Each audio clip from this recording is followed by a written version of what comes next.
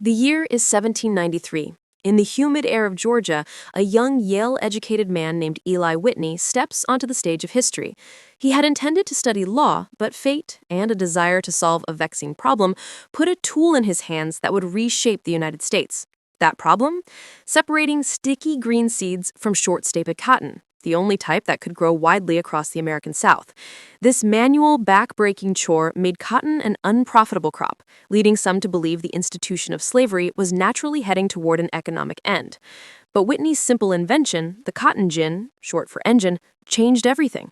Utilizing wire teeth on rotating cylinders, it could clean 50 pounds of cotton a day, a massive increase over the single pound an enslaved person could clean by hand. Almost overnight, cotton became king. This agricultural revolution fueled the Industrial Revolution in the North and in Britain, providing the raw material for burgeoning textile mills. Northern merchants, bankers, and shippers all profited immensely from the new global cotton trade.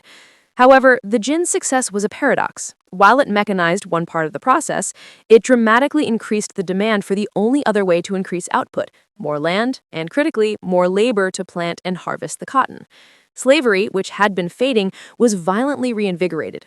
The South, now dependent on King Cotton, saw the number of enslaved people skyrocket from around 700,000 in 1790 to nearly 4 million by 1860. The cotton gin had economically divided the nation. The North was rapidly industrializing, embracing factory systems and technology, an area where Whitney himself made further contributions with interchangeable parts.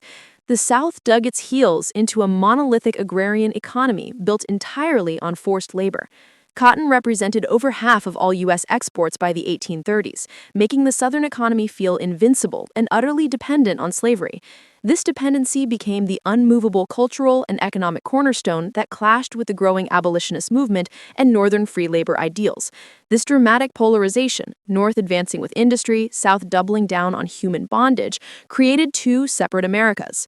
When the North moved to restrict the expansion of slavery into new Western territories, the South viewed it as an existential threat to their cotton-based wealth. The economic divergence, powered by the gin, had created an ideological gap too wide to bridge.